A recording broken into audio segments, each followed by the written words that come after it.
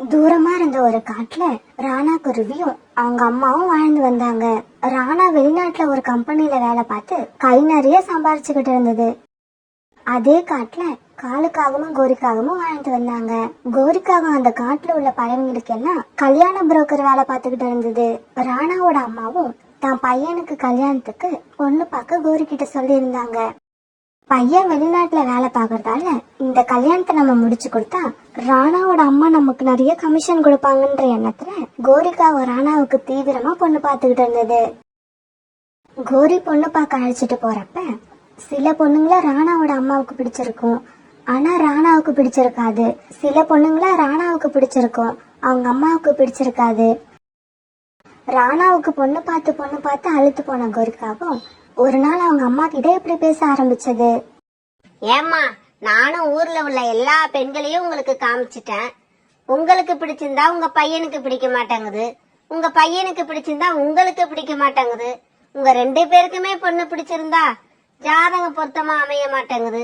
இப்படியே போய்கிட்டு இருந்தா உங்க பையனுக்கு இந்த ஜென்மத்துல கல்யாணம் நடக்காது. என்ன கோரி இப்படி பேசிட்ட? என் பையனுக்கு இதுக்கப்புறமா பொண்ணு பிறக்க போறா. எங்கேயோ பிறந்து என் பையனை கல்யாணம் பண்றதுக்கு இந்நேரம் தயாரா இருப்பா. ஆமா ஆமா, நீங்க சொல்றதும் உண்மையா இருக்கலாம். எனக்கு என்னவோ உங்க பையன் அடுத்த தடவை லீவுக்கு வரும்போது வெளிநாட்டில இருந்தே ஒரு பெண்ணை கல்யாணம் பண்ணி கையோட கொண்டு வந்துருவான்னு நினைக்கிறேன். கோரி இப்படி விளையாட்டா சொன்னதை கேட்டுட்டு ராணாவோட அம்மாவுக்கு கோபம் வந்துருச்சு. கோரி, இன்னொரு தடவை இந்த மாதிரி பேசாத. ஊர்ல மத்தவங்க வளர்க்கற மாதிரி என் பிள்ளைய நான் வளர்க்கல. அவனுக்கு இப்ப வரைக்கும் அம்மா அண்ணா உயிர். என் பேச்ச மீறி அவன் எதுவுமே செய்ய மாட்டான். அதனால இன்னொரு தடவை எனக்கு எதிரில என் பையனை பத்தி இப்படி வாய்க்கு வந்தபடி எல்லாம் பேசாத. ராணாவோட அம்மா இப்படி கோபமா பேசின உடனே கோரிக்காக கோபமாகி அந்த இடத்த விட்டு பறந்து போயிடுச்சு. காலுஜி, எனக்கு இப்ப வர ஆத்திரத்துல என்ன தெரியுமா செய்யணும் போல இருக்கு? என்ன செய்யணும் போல இருக்கு? ராணாவோட அம்மாவை கொலை செய்ய ஆசைப்படுறியா? அதெல்லாம் என்னோட ஆசை இல்ல. பையன் கீழ்ச்ச கோட்டை தாண்ட மாட்டான்னு அந்த அம்மா எவ்வளவு கெத்தா சொல்லுது. தான் பையன் மேல இந்த அளவுக்கு நம்பிக்கையா பேசுற இந்த அம்மாவுக்கும் ராணாவுக்கும் இடையில சண்டைய மூட்டி விட்டு வேடிக்கை பார்க்கணும். அதுதான் என்னோட ஆசை. கொஞ்ச நாட்கள் கழிச்சு ராணாவும் அவங்க அம்மாவும் ஒரு வீட்டுக்கு பொண்ணு பார்க்க போனாங்க. பொண்ணு 2 பேருக்குமே பிடிச்சிருந்தது. ஆனா ராணாவோட அம்மா எதிர்பார்த்த சீர்வரிசை வரதட்சணை எதையுமே பொண்ணு வீட்டுல செய்ய முடியாதுன்னு சொல்லிட்டாங்க. ஏன்னா அவங்க ரொம்ப ஏழை. எனக்கு பணம் வரதட்சணை எதுவும் முக்கியம் இல்ல, நான் இந்த பொண்ணுதான் கல்யாணம் பண்ணுவேன்னு ராணா பிடிவாதம் பிடிக்க வேற வழியில் அது ராணாவோட அம்மா அந்த பொண்ணையே ராணாவுக்கு கல்யாணம் பண்ணி வச்சாங்க. இப்படிதாங்க நம்ம சோனா குருவி ராணா குருவிக்கு மனைவியா இந்த வீட்டுக்குள்ள காலடி எடுத்து வச்சது. கல்யாணம் ஆன புதுசுல நம்ம பையன் ராணா ஆசைப்பட்டு கல்யாணம் பண்ணிக்கிட்டு வந்த பொண்ணுன்னு ராணாவோட அம்மாவும் சோனா குருவி மேல பாசமா தான் இருந்தாங்க. ஆனா அந்த பாசம் ரொம்ப நாள் நீடிக்கல. கல்யாணம் ஆகி ஒரு 6 மாசம் கழிச்சு சோனா குருவி 2 முட்டைகள் இட்டு இருந்தது. அதுல ஒரு முட்டையில இருந்தாவது நமக்கு ஒரு பேரன் பிறப்பான்னு ராணாவோட அம்மா ரொம்ப நம்பிக்கையாவும் சந்தோஷமாவும் இருந்தாங்க. ஆனா ஒரு நல்ல நாள்ல ராணாவோட அம்மா நினைச்ச மாதிரி நடக்காம 2 முட்டைகள்ல இருந்தும் 2 பெண் குழந்தைகள் வெளியே வந்தது. இப்படி பெண் குழந்தைகள் பிறந்ததால சோனா குருவிக்கும் ராணா குருவிக்கும் ரொம்ப சந்தோஷம். பிறகு தன்னோட குழந்தைங்க கூடவும் சோனா குருவி கூடவும் கொஞ்ச நாட்கள் மகிழ்ச்சியா கழிச்ச ராணா குருவி பிறகு தான் வேலைக்காக வெளிநாடு கிளம்பி போயிடுச்சு. ஏற்கனவே சீர்வரிசை வரதட்சணை எதுவுமே கொண்டு வராம தனக்கு மருமகளா வந்த சோனா மேல ராணாவோட அம்மாவுக்கு அடி மனசுல ஒரு வருத்தம் இருந்தது. அந்த வருத்தமும் சோனாவுக்கு இப்ப 2 பெண் குழந்தைகள் பிறந்ததால உண்டான வருத்தமும் சேர்ந்து ராணாவோட அம்மா மனசுல பெரிய கோபமா மாறுச்சு. அதனால ராணாவோட அம்மா இப்பெல்லாம் சோனா குருவிய சின்ன சின்ன விஷயத்துக்கெல்லாம் திட்டி திட்டி அழ வச்சுக்கிட்டு இருந்தாங்க. இப்படியே சில நாட்கள் நகர்ந்துச்சு. ஒரு நாள் நதிக்கரை பக்கம் தண்ணி குடிக்க போன கோரிக்காகவும் அங்க ஏற்கனவே குழப்பமான முகத்தோட உட்கார்ந்து இருக்க ராணாவோட அம்மாவை பார்த்தது. என்னம்மா, உங்க முகத்தை பார்த்தா நீங்க ஏதோ குழப்பத்துல இருக்கிற மாதிரி தெரியுது.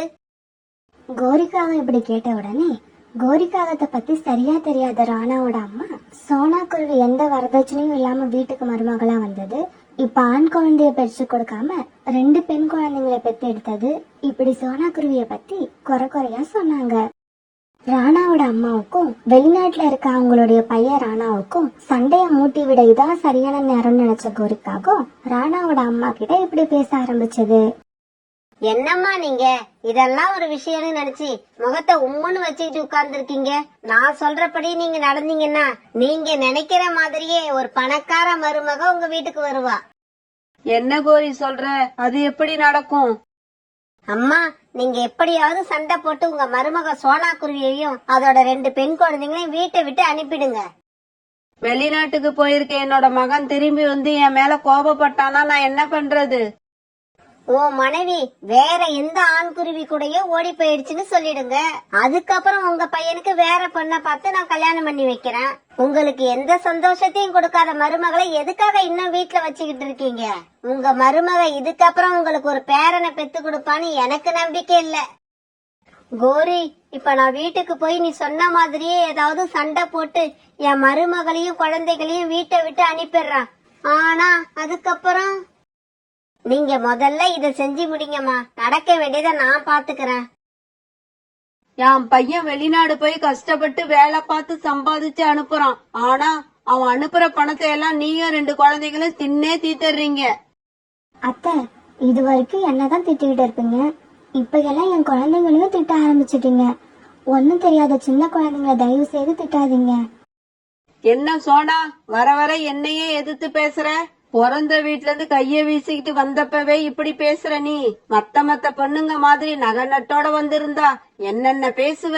உன்னை எல்லாம் இன்னும் அடிச்சு வீட்டை விட்டு விரட்டாம வீட்டுக்குள்ள வச்சு பேசிக்கிட்டு இருக்கேன் பாரு. என்ன சொல்லணும்? அத்தை, கல்யாணத்துக்கு முன்னாடியே எங்களால எதுவும் செய்ய முடியாதுன்னு என்னோட அப்பா அம்மா சொன்னாங்க தானே. அதுக்கெல்லாம் ஒத்துக்கிட்டு தானே என்ன நீங்க உங்க பையனுக்கு கல்யாணம் பண்ணி உங்க வீட்டுக்கு அழைச்சிட்டு வந்தீங்க. இப்ப ஏன் மறுபடியும் அதையே குத்தி காட்டி பேசுறீங்க? சோனா, வீட்லயே உட்காந்து சாப்பிட்டு உனக்கு வாய் நல்லா வளர்ந்து போயிருக்கு. இந்த அளவு நீ பேசுனதுக்கு அப்புறம் இனி நீ ஒரு நிமிஷம் கூட இந்த வீட்ல இருக்க கூடாது. இப்பவே உன்னோட குழந்தைங்களை அழைச்சுக்கிட்டு இந்த வீட்டை விட்டு வெளியில போயிடு. அத்தை, இந்த மாதிரி பேசாதீங்க. எங்களை வீட்டை விட்டு வெளியே போகணும்னு சொன்னா நாங்க எங்க போவோம்? எங்களுக்கு யார தெரியும்? என்னோட கணவர் வர வரைக்கும் நாங்க இங்கதான் இருப்போம். சோனாவும் சோனாவோட குழந்தைங்களும் எவ்வளவுதான் கண்ணீர் விட்டு கெஞ்சினாலும் அதையெல்லாம் காதுல வாங்காத ராணாவோட அம்மா அவங்கள வீட்டை விட்டு வெளியே அனுப்பிட்டாங்க. பிறகு எங்க போறதுன்னு தெரியாம மனசு போன போக்குல குழந்தைங்களை அழைச்சுக்கிட்டு பறந்து போச்சு. அம்மா அம்மா, நாம இப்ப எங்கம்மா போறோம்? அம்மா, பாட்டி ஏமா நம்ம மேல இரக்கமே இல்லாம நடந்துக்கிறாங்க? அப்பா வர வரைக்குமாவது நம்மள வீட்ல தங்க அவங்க அனுமதிச்சிருக்கலாம். பசங்களா, கவலைப்படாதீங்க. நாம இப்ப பக்கத்து காட்டுல இருக்க என்னோட அம்மா வீட்டுக்கு போவோம். மத்த எல்லாத்தையும் அங்க போய் பேசிக்கலாம். இப்படி பேசிட்டு சோனா குருவி அதோட குழந்தைங்களும் கிளம்ப போன சமயத்துல ரீட்டா கிளி அங்க வந்தது. சோனா, என்ன இது? ஏன் இப்படி குழந்தைங்களை வச்சுட்டு இங்க அழுதுகிட்டு உட்கார்ந்து இருக்க? பிறகு சோனா குருவி ரீட்டா கிளி கிட்ட நடந்தது எல்லாத்தையும் அழுதுகிட்டே சொல்லுச்சு. அதனாலதான் இப்ப நான் என் குழந்தைங்களை அழைச்சுக்கிட்டு என்னோட அம்மா வீட்டுக்கு போயிட்டு இருக்கேன். சோனா, எனக்கு என்னவோ நீ இப்ப உங்க அம்மா வீட்டுக்கு போறது சரியில்லைன்னு தோணுது. அங்க போனா அவங்க மனசு ரொம்ப கஷ்டப்படும். அதனால நீ பேசாம என் கூடவே தங்கிடு. நான் காட்டுல மரம் வெட்டுற வேலை தான் பாக்குறேன். உனக்கும் அப்படியே எங்க ஓனர் கிட்ட சொல்லி ஒரு வேலை வாங்கி தாரேன். உன் கணவர் வெளிநாட்டுல இருந்து திரும்பி வர வரைக்கும் நீ இங்க இருக்கிறது தான் நல்லதுன்னு நான் நினைக்கிறேன். ரீட்டா கிளி சொன்னது சோனா குருவி மனசுலயும் சரின்னு பட்டதால பிறகு குழந்தைங்களை அழைச்சுக்கிட்டு ரீட்டா கிளி வீட்டுக்கு பறந்து போச்சு. பிறகு தான் சொன்ன மாதிரி தான் வேலை செய்யற ஓனர் கிட்ட சோனா குருவி அழைச்சுக்கிட்டு போய் அதுக்கு ஒரு வேலை வாங்கி கொடுத்தது. ரீட்டா கிளி செஞ்ச இந்த உதவியால சோனாவோட வாழ்க்கை இப்ப நிம்மதியா போய்கிட்டு இருந்தது. இப்படியே சில மாசங்கள் நகர்ந்துச்சு. பிறகு ஒரு நாள் ராணா குருவி வெளிநாட்டுல இருந்து திரும்பி வர செய்தியை கேள்விப்பட்ட கோரிக்காகவும் ராணாவை சந்திக்கிறதுக்காக வேக வேகமா பறந்து போச்சு. என்னோட நீண்ட நாள் ஆசையை தீர்த்துக்க இதுதான் சரியான நேரம். இப்படி தன்னோட மனசுக்குள்ள நினைச்ச கோரிக்காகவும் ராணா குருவி கிட்ட இப்படி பேச ஆரம்பிச்சது. ராணா, நீ வெளிநாட்டுல இருந்து திரும்பி வந்துட்டியா? ஆனா பாவம், நீ வர்றதுக்குள்ள உன்னோட மனைவிய அடின்னு உங்க அம்மா அடிச்சு வீட்டை விட்டு குழந்தைங்களோட வெளியில தள்ளிட்டாங்க. கோரி, நீங்க என்ன சொல்றீங்க? இப்படி நடந்திருக்க வாய்ப்பே இல்ல. ஏன்னா எங்க அம்மா அப்படிப்பட்டவங்க கிடையாது. அட, நீ வேற ராணா, உங்க அம்மா என்கிட்டயே என் மருமக பிறந்த வீட்ல இருந்து வெறுங்கையோட வந்தவன்னு நிறைய தடவை சொல்லியிருக்காங்க. அதனால பணக்கார பெண்ணா பார்த்து உனக்கு கல்யாணம் பண்ணி வைக்கணுங்கிற ஆசையில தான் சோனாவை வெளியில அனுப்பியிருப்பாங்கன்னு நினைக்கிறேன். இதையெல்லாம் கேட்ட ராணாவுக்கு தன்னோட அம்மா மேல ரொம்பவும் கோபம் வந்தது. நீங்க சொல்றது மட்டும் உண்மையா இருந்தா இப்ப வீட்டுக்கு போய் எங்க அம்மாவை நான் என்ன பண்றேன் பாருங்க. ராணா, இன்னொரு முக்கியமான விஷயம். சோனா குருவி மேல உனக்கு கோபம் வரணும்னு சோனா ஏதோ ஒரு ஆண் குருவி கூட ஓடி போயிடுச்சுன்னு சொன்னாலும் சொல்லுவாங்க. பிறகு ராணா குருவி கோபமா தன்னோட வீட்டுக்கு பறந்து போச்சு. அம்மா, சோனாவும் என் குழந்தைங்களும் எங்க? வந்ததும் வராதமா ஏன்டா இப்படி அவசரப்படுற? கொஞ்ச நேரம் நல்லா ரெஸ்ட் எடு, அப்புறம் ஏதாவது கூல்ட்ரிங்க் சாப்பிடுறியா? அம்மா, எனக்கு வேற எதுவும் வேண்டாம். முதல்ல நான் கேட்ட கேள்விக்கு பதில் சொல்லுங்க. சோனாவும் என் குழந்தைங்களும் எங்க? சொல்றேன்டா சொல்றேன். நீ வெளிநாடு கிளம்பி போனதுக்கு அப்புறம் உன் மனைவி ஏதோ ஒரு ஆண் குருவி கூட குழந்தைங்களையும் அழைச்சுக்கிட்டு ஓடி போயிடுச்சு. அம்மா, நான் உங்க மேல ரொம்ப மதிப்பு வச்சிருந்தேன். உங்க வாயில இருந்து இந்த மாதிரியான வார்த்தைகள்லாம் வரவே கூடாது. நான் வர்ற வழியில கோரிக்காகத்தை பாத்துட்டு தான் வந்தேன். கோரி அக்கா நடந்தது எல்லாத்தையும் என்கிட்ட தெளிவா சொல்லிட்டாங்க. இப்ப அடுத்து எனக்கு கல்யாணம் பண்றதுக்காக பணக்கார பொண்ணா பாக்க போறீங்க. அதுதானே உங்க ஆசை? என்னது, வர்ற வழியில கோரிக்காகத்தை பாத்தியா? கோரி உன்கிட்ட என்ன சொன்னா? உண்மைய சொன்னாங்க. நீங்க என்னையும் சோனாவையும் பிரிக்கிறதுக்காக போட்ட கேவலமான பிளான் எல்லாத்தையும் சொல்லிட்டாங்க. இதுக்கப்புறம் நான் இந்த வீட்ல இருக்கவே மாட்டேன். என் மனைவிய போய் தேடி கண்டுபிடிச்சு எங்கேயாவது போய் நிம்மதியா வாழ்றேன். இப்படி சொன்ன ராணா குருவி அங்கிருந்து கிளம்பி கோபமா பறந்து வெளியில போயிடுச்சு. என்னோட மனசுல இருந்த சின்ன தீய எண்ணத்தை ஊதி ஊதி பெருசாக்குனதே இந்த கோரிக்காகம் தான். ஆனா இப்ப என் பையன்கிட்ட எல்லா விஷயத்தையும் சொல்லி என் பையனை என்கிட்ட இருந்து நிரந்தரமா பிரிச்சுட்டா. மத்தவங்களோட பேச்ச கேட்டுக்கிட்டு நம்ம மேல நம்பிக்கை வச்சிருந்தவங்களுக்கு நாம துரோகம் பண்ண நினைச்சா அதோட முடிவு நாம யாரும் இல்லாத அனாதையா தான் நிக்கணும். இப்ப நான் இத நல்லா புரிஞ்சுக்கிட்டேன். பையன் வீட்டை விட்டு போன சோகத்தை தாங்க முடியாத அந்த அம்மா இப்ப மனசு விட்டு அழுதாங்க. தன்னோட மருமகளை தான் மகனை விட்டு பிரிக்கணும்னு நினைச்சாங்க. ஆனா கடைசியில அவங்களோட மகனே அவங்கள விட்டுட்டு பிரிஞ்சு போயிட்டான். பிறகு ராணா குருவி தன்னோட மனைவி சோனா குருவிய காடு பூரா தேடி பார்த்துச்சு. பிறகு ஒரு இடத்துல விளையாண்டுகிட்டு இருந்த தன்னோட குழந்தைங்களை அடையாளம் கண்டுபிடிச்சு அவங்க கிட்ட போச்சு. பியூட்டி, ஸ்வீட்டி, அப்பா ஊர்ல இருந்து வந்துட்டேன். அப்பா கிட்ட வாங்க. ராணா குழந்தைங்கள பார்த்த சந்தோஷத்துல இப்படி குரல் கொடுக்க குழந்தைங்க ஓடி வந்து அப்பாவோட நெஞ்சில சாஞ்சுக்கிட்டாங்க. இத கொஞ்ச தூரத்துல மரம் வெட்டிக்கிட்டு இருந்த சோனா குருவி பார்த்துட்டு தன்னுடைய கணவர்கிட்ட போச்சு.